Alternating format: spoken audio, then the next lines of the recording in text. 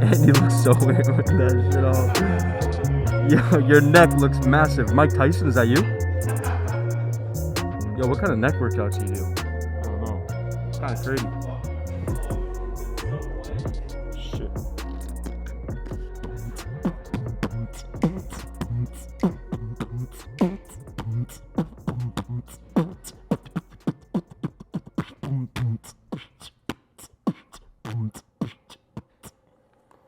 Fire.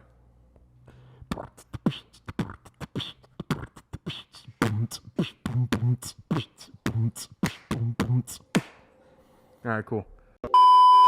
Welcome back. Can you hear me in this shit? It is muffled. Welcome back to the Real Business Roundtable. Yeah. You gotta add the applause. Nah, we gotta do real applause. Forgot all that fake shit. We real. We real in this bitch. All right, let's get to it. All right. Welcome back to the Real Business Roundtable. This is the second special for Halloween, and we doing it. Yes, we are. We got the smoke going.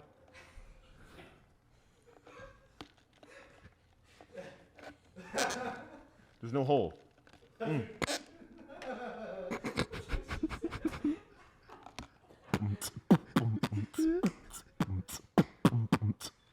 All right, yo.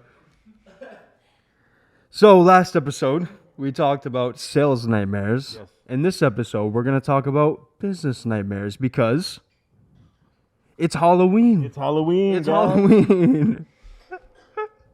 All right, cool. So, like, when I think of dude, I don't think they're gonna be able to hear me. Yeah, I don't know if I could wear the mask. The whole thing. With the combination of the smoke and the lights. Oh. Woo. Okay, hold on. Yo, you're a good beatboxer. Yeah, I did it when I was a kid. I love hip hop. All right. All right, My so hair's messed up, bro. All right, let's go. business nightmares. So we're talking about like nightmares within your business, like business ending, like just causing turmoil. And turmoil. Yeah, I mean it could. Yeah, there's a lot of. I mean we could. Ooh. Yeah. No. Yeah. Okay. No Okay, Rambo. okay. No Rambo. Nah. Well, no. I'm not talking about that. I'm talking about Adidas. Oh, I don't know. Nah, I don't want to get into that. no. But it could be bad PR. It could be, bankruptcy. It could be what are things that ruin businesses as a business owner? What are some things like that a bad acquisition? I've seen this happen before where, somebody purchased a client Yeah. is running a business and then out of the blue they're like, "Hey, I just sold my business to XYZ company." You talk to XYZ company, they say, "Hey, yeah, I want you to be my marketing consultant. I want you to help me with this stuff," and they continue the agreement with you. As we move along, we are a year, 2 years in, we find out that the old owner owns the domain still. Oh, yeah. Well, that's like marketing nightmares. But that's a business. No. This is a business nightmare, dude. Yeah. So like we're already real deep into a project. Yeah. And the former owner held the domain. And they won't give it away. And it was a weird situation because the former owner was an active client for his other company. So I have two clients duking it out legally. Yeah. And I'm trying to stay out of it. Yeah. And like questions were being asked of me about them. And I was like, listen, I need to respect everyone's privacy. Yeah. I need to Respect. I said respect. You did, but it's okay. Ah, It's okay. You need to respect everyone's privacy. respect. Out of respect, I would not discuss. And I had them asking me questions. I didn't want to get in the middle of it, but it was a big mess. And what's really sad is the person who acquired that company just shut everything down. Yeah. They were like, I don't own You don't the want to deal domain. with this. They're like, Yeah. why am I building out the equity in this domain Yeah. if I don't own it. And the old owner was like, I guess there was some stuff going on, but that was but that was a nightmare. But like another, like some other nightmares can be like a business divorce. What is that called? So I got a story for that. So, Yeah, so a corporate divorce. So corporate divorce. So there's so many different nightmares, and we'd like to share some stories about, things that we've not experienced, but things that we've seen, witnessed, things that were on the news, like just crazy stuff. All right. So I got one. I had a client that went through a corporate divorce. He started a company from zero. He's like, this is my trade. This is what I do. And I got a name. Let's build out the website. Let's build a brand. Let's build out a digital landscape. And we're like, yeah, we're all about it. Came to the table with a good ad spend. Everything is going smooth. We build everything out. Then we start running ads. We start running Google ads. He was getting no conversions. I'm talking about ripping through ad spends left and right. We're trying to figure out what's going on. And then the client comes in, they're not happy. I'm trying to figure out what exactly happened. We did some digging, and just out of the blue, it just dawned on me. I go, do you have any enemies? And he's sitting there and he goes, I went through a corporate divorce. Yeah, there's a guy that hates me. I'm certain his former business partner was clicking on his ads. And there is software out there, just so everybody knows. It's called ClickSees. Mm-hmm. You could probably name drop them, Cam. It's called ClickSees. They're not a sponsor of the show, but ClickSees is a technology. It's a software that allows you to prevent click fraud. What is click fraud? Click fraud is when somebody who maybe doesn't like you or your company or whatever, they keep clicking on your Google ads. And let's say that click cost you $50. You can rip through a budget very quickly. Mm-hmm. So we put in ClickSees. What do you know? Bang.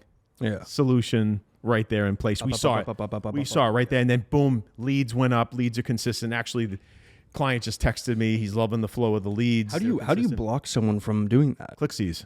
So it blocks them from, it like blocks that user? Yeah, I believe the way it works is it allows them one click like every 72 hours or something like that. Everyone or just that one person?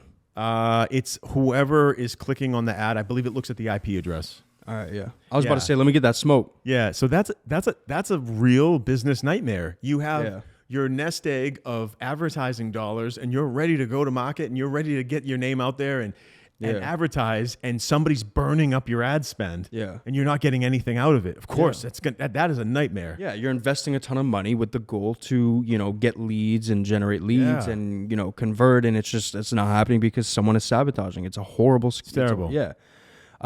So there's so many examples of just horrible business nightmares.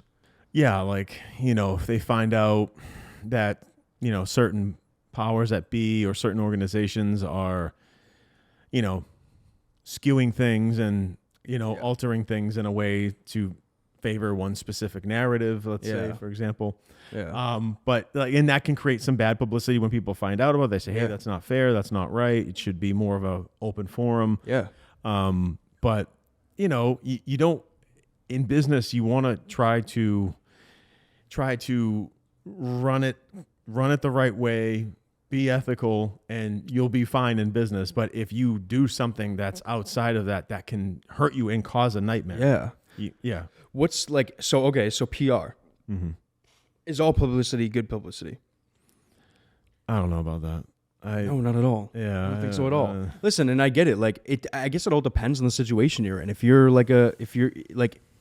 it all depends on your end goal. And if your end goal is malicious, you're just a bad person. Mm-hmm. But for a business, for a company, not all PR is good PR. Yeah. Not at all. Not all publicity is good whatsoever. I mean, I keep wanting to go back. I've heard stories about, and this is a business nightmare where people will work somewhere and then they will try to steal all the clients, move all the clients over to there, and that actually will bite someone in the butt. Yeah. Because I believe that the courts do not take kindly to that behavior. It's basically a glorified form of theft. Yeah.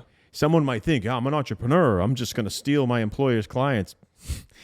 If that ever goes to court, you will not win anything. You will be looked at as a scumbag. Yeah. You go, if you want if you want to go out and start your own company, you get your own clients. Don't malicious, especially like the story that I heard, they did it while under the employ of the other company. Really? While they were employed, they were stealing clients. That's complete bad karma, bad juju. Oh, 100%. Yeah, not good. And it created a business nightmare for him where he got sued inside out. That employer won, and he owed millions and millions of dollars in damages from those stolen clients. And it's just it's a bad situation. Company went from 50, 60 people operating in an office down to a skeleton crew of 5, all because of that greedy move. That's a huge nightmare. You see a company go, and then because of that, it bit them in the butt. And one way to avoid nightmares also, because it might be something that an employee might do that might give, for example, you see these fast food places and they drop the food on the floor and they make jokes and they taint the customer's food, and it affects and impacts the brand. The people that own the brand are not advocating that. They're not saying do that. But those activities can really hurt a business and create a nightmare with just brand reputation. Another business nightmare is like when you go to a restaurant, somebody gets sick. There was a local restaurant here, and salmonella, there was 45 cases of salmonella, and I was one of the victims. I couldn't prove that I got it from that restaurant, but then it was on the news that restaurant got shut down for massive reports of salmonella. Salmonella, it hits people sometimes in different ways. I had such a severe case, the state called me and they were like, we need to know every single place that you bought food from, restaurants. Where did you eat? Where was the food bought? It was so intense. I'm on the road. I'm talking to clients. I didn't have time to finish the phone call. They were like, where do you buy your broccoli? I'm like, okay, I go, because I rotate different grocery stores. I go Shaw's, Market Basket, Trader Joe's, Whole Foods. I'll rotate those because there's things that I can get there that I can't get at the other place. So I have my things that I get. So I'm on the phone with the state and they're like, this is a serious matter. Where do you buy your cheese? They went through every single food item. Milk, carrots. I'm like, I go, how about this? I'll just tell you the places I shop. I didn't have time for it. I told the woman, I was outside of a meeting. I was already 10 minutes late. I was like, I gotta go. She's like, can I call you back? I was like, call me back. She never called me back. But I had such a bad case of salmonella that people are scared now to go to that restaurant. My level was so bad, I had to go to the hospital. I had crazy pain in my stomach and really bad, not to be gross, bowel movements. And it was just... And I knew something was wrong with me. They did a test, like a stool test. And they were like, you have a wicked bad salmonella infection. It wasn't, they can check the levels. They're like, oh, it's this much. They said you have one of the worst cases. So I was freaking out. They gave me Cipro, which is one of the strongest antibiotics. And I had to take that. Cipro is what they give people if they get exposure to anthrax. Yeah. It's one of the most powerful. So I want to go back to what I was saying. Yeah, good. So this is a perfect case study to talk about because of our situation, because of where we are. And we talked to them. And, there was this company back in 2018. It was a short-lived, it was supposed to be a massive... You were talking to them. Yes, I know. I still fucking talk to them. So they had this plan to take over the entertainment market for short form and medium form content. They were trying to pretty much become the next YouTube. Yeah. And so what they raised billions of dollars. I think it was anywhere, if I remember the numbers right, it was between 400 million and 1.7 billion dollars that they raised, right? And they were so wrong. I spoke to the guy. I said, what you're doing is not right. It's not going to work. All they did was they focused specifically on just influencer marketing.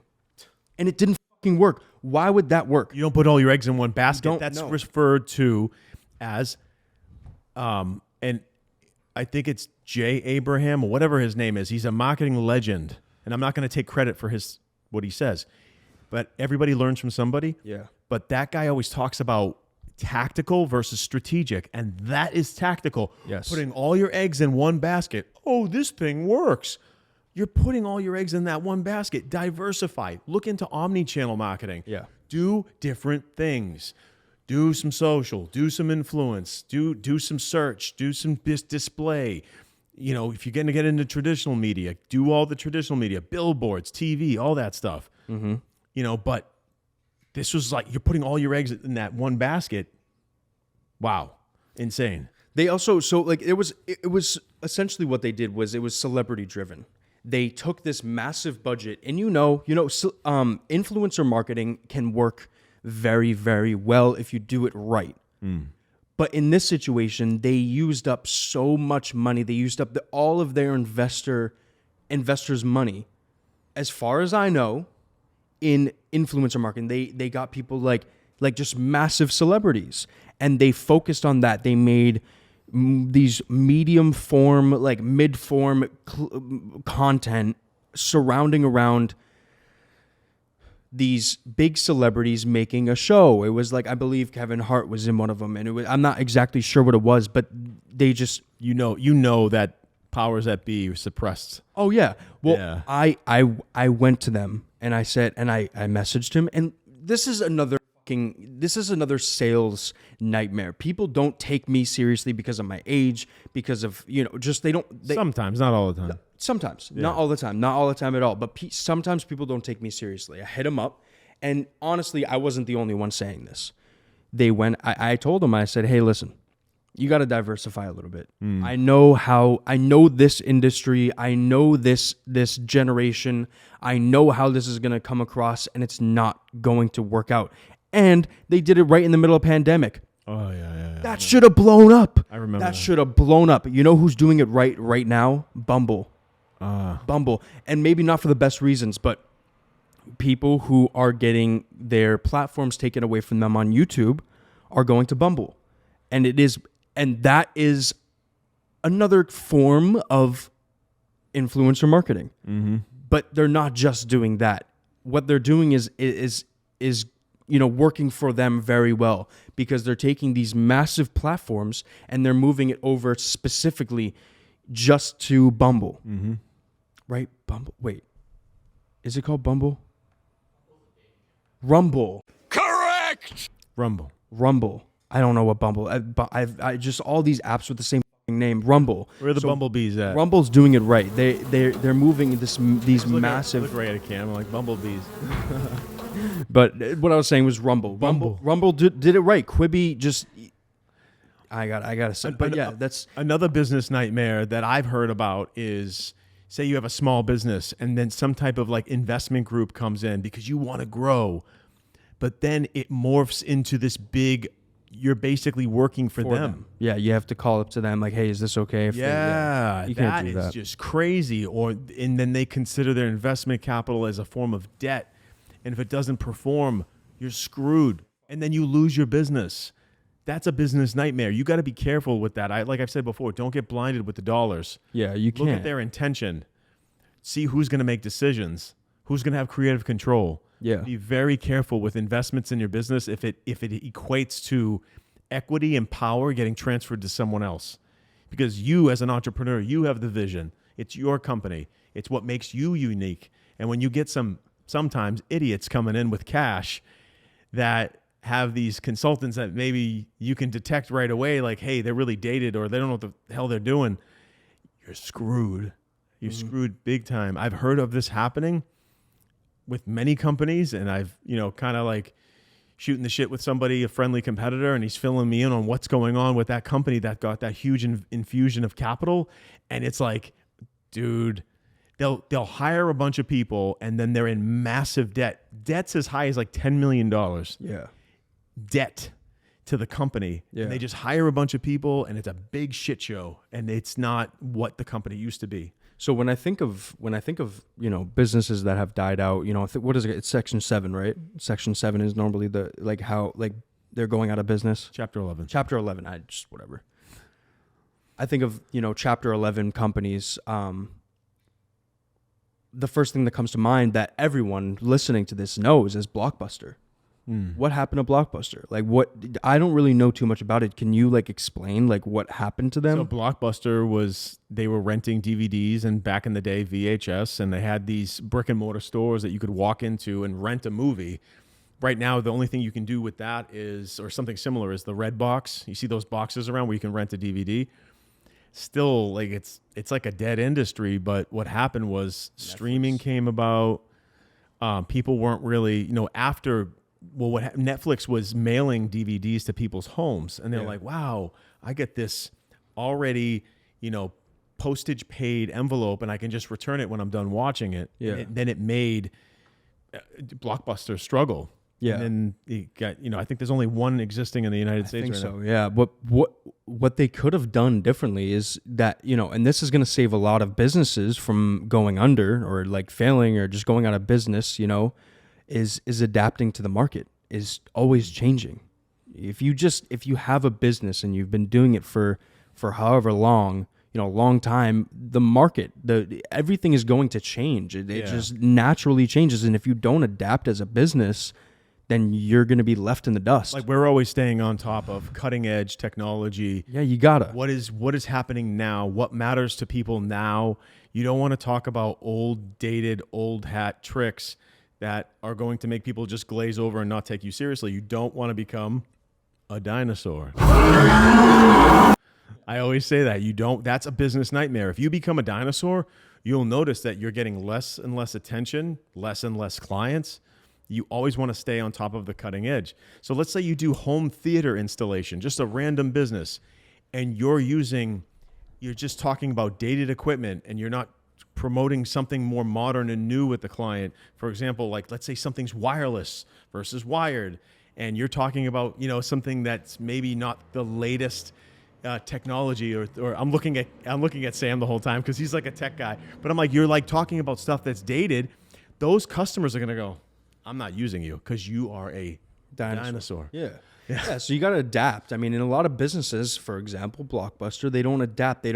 They think, and I don't know what the executives were thinking. Maybe they had plans to, maybe they hadn't, done enough success where they were like, whatever. Yeah, people get fat and happy. They get content, and they're like, we're king of the world. Imagine, and they think that they're set in their ways, and it's going to be all set forever. No, it's not. But imagine they copied Netflix. Or not copied, but imagine they did the same thing that Netflix They should have adopted streaming. Oh my God. Imagine Blockbuster as a streaming service. I remember before Netflix did the streaming, I was like, why doesn't Blockbuster do this? This was like a thing. Yeah. And I was talking about with like Jay and stuff, because this is before streaming became a thing. We were like on the cutting edge of web video. Yeah. YouTube, making videos show up on a Google search. This is back when, 2008. And I was like, wow, streaming is going to be the next biggest thing. So people in the field, were kind of talking about it, and there was a lot of chin rubbing, and the first to actually execute and take action was Netflix. Yeah. So I tip my hat to them, but Blockbuster should have at that time, or not too far before that, had enough capital and cash to invest in that. Yeah. But they didn't. Yeah. I don't really understand. To my knowledge, I don't think they did. I mean, I'm not sure. We're just kind of sharing what we believe, I just don't want anyone to get like all weird about it. But were you going to keep going? No, good. No, it's interesting looking at all these case studies and like thinking like, what could they have done differently that would have, had a better outcome, that would have kept them in business. So I'll tell you about a business nightmare. So I know a guy in an industry who pioneered. He was one of the first guys in the industry. And I don't want to get too detailed because I don't want to shame him. He was the first in the United States to create an industry, brand new. Mm-hmm. He's in magazines. He's a legend in the industry. Laws were changed where, because of his background, he was no longer allowed to hold a license for that industry. And because of a law change, he was forced out of the industry. Talk about a nightmare. Yeah. He's not even allowed to hold a license anymore. Yeah. He started the industry. Yeah. He was the first one. He was like, again, he was getting media attention. He was in magazines and stuff like that. And they made a federal law that where you had to get special licensure to operate that business, and he didn't qualify to meet that license requirement. And it was like, oh my God, the pioneer of that industry is now no longer allowed to run their business. It was very sad. It's unfortunate. Sad. I don't wish failure on anyone. No. On anyone. You know, one thing I do think about too is, and it reminds me of that like a trademark issue. So I always heard about that story. I've heard about that story where this woman created those fake teeth for Halloween. She created the fake teeth that made you look like you had buck teeth, or made you look like you were missing teeth, and they were big back when she started it. She didn't trademark it, and this other group or whoever it may be, I'm not sure. Maybe a patent. Patent, yeah. Sorry, patent. This other group came out and they made the teeth and they promoted the out of it, and it blew up. She never patented that product, so she her idea was just completely stolen. Those people made billions of dollars off of this product that she originally came up with. That's unfortunate. It's patent issues. Another nightmare is, you guys. I probably recommend everybody at home to watch. It's called The Patent Scam. Oh, I've never seen that before. Yeah, it's called The Patent Scam. Hopefully Cam will pop up a picture of the movie. If you're a business-minded person, watch this movie. Mind-blowing case studies where this guy got sent an email, and this is a business nightmare. He got sent an email or something, or a lawsuit, that he was not allowed to scan an image and save it to a computer, something like that. And he was being sued for I think it was like $300,000. He thought it was complete insanity, but he looked into it. His attorneys looked into it, and these guys in Texas owned the patent to scanning an image and saving it, I believe, on some cloud or on a computer or whatever. And then he started investigating and interviewing all these business owners who got hit up with crazy lawsuits from frivolous, insane patents. Like, if you look up the patents that exist, he talks about these insane ones. Like, I think one was like a dog fetching a stick. Somebody owns the patent to that. So if you research the movie Patent Scam, you'll learn so much. So this was sort of a strategy where they would litigate and they would sue for an amount approximately that would be less than it would be to defend that case. Yeah. That is a business nightmare. Yeah. That is insane. It's a scam. But no, it's all legal. It's all legal. But he was bringing it to the forefront, creating awareness about it, which is mind-blowing. This is stuff you don't hear about. When you watch that documentary, it'll make you cringe. It'll give you goosebumps. It's crazy, because there's literally business owner after business owner is just like, yeah, I went through this. Oh my God, this happened to me. And he would go out to the law office and knock on the door, and there was nobody there. And he found out that it was this family that was related to the judges. It was wild. It was crazy, but it's all in the documentary. Yeah. Huh. I love documentaries like that, business documentaries. Oh, man. That new one that we've been watching, what is it called? Playlist. The Playlist. It's Oh, about the inception and the build out of Spotify. That was cool. And it was a really cool show. I think that about puts us out of time. Yeah. We're doing, we want to push these out, so we're at a good time to. I mean, do you want to? Is there any closure or anything? No, hey guys, I hope you enjoyed our session 2 of our Halloween special on business nightmares. Thank you everybody for watching. Be sure to subscribe, follow us on Instagram. If you have any recommendations, questions, hit us up on DM. But once again, thank you for watching. Peace out.